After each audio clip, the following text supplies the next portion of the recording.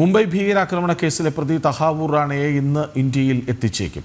ഇന്ത്യക്ക് കൈമാറരുതെന്നാവശ്യപ്പെട്ടുള്ള റാണയുടെ ഹർജി US supreme കോടതി തള്ളിയിരുന്നു. NIA സംഘമാണ് തഹാവൂർ ഹുസൈൻ റാണയെ ഇന്ത്യയിൽ എത്തിക്കുന്നത്. വിവരങ്ങളുമായി ഡൽഹിയിൽ നിന്ന് ഗൗതം ചേരുന്നു. ഗൗതം, എന്താണ് വിവരങ്ങൾ?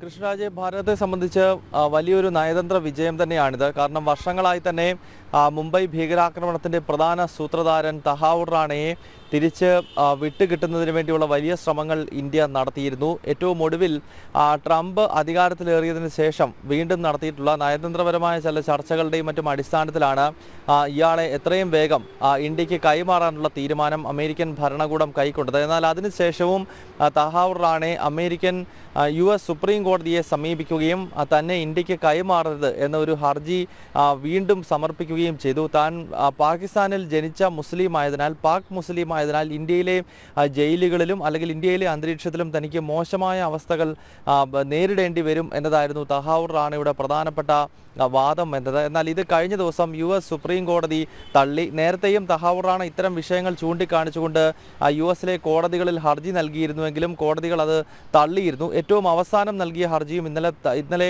കോടതി നിഷേധിച്ച സാഹചര്യത്തിലാണ് ഇപ്പോൾ തഹാവൂർ റാണയെ വളരെ വേഗത്തിൽ തന്നെ ഇന്ത്യക്ക് കൈമാറാൻ US തീരുമാനിച്ചിട്ടുള്ളത്. ഇന്ന് തന്നെ റാണയെ ഇന്ത്യയിലേക്ക് NIA സംഘം എത്തിക്കും എന്നാണ് നമുക്ക് ലഭ്യമാകുന്ന വിവരം. കൃഷ്ണരാജ്. ശരി, തഹാവൂർ ഹുസൈൻ റാണയെ ഇന്ന് ഇന്ത്യയിൽ എത്തിക്കും എന്നാണ് വിവരം. NIA സംഘം കസ്റ്റഡിയിലെടുത്തേക്കും. വിവരങ്ങൾ നൽകുകയായിരുന്നു ഡൽഹിയിൽ നിന്ന് ഗൗതം അനന്തനാരായണൻ.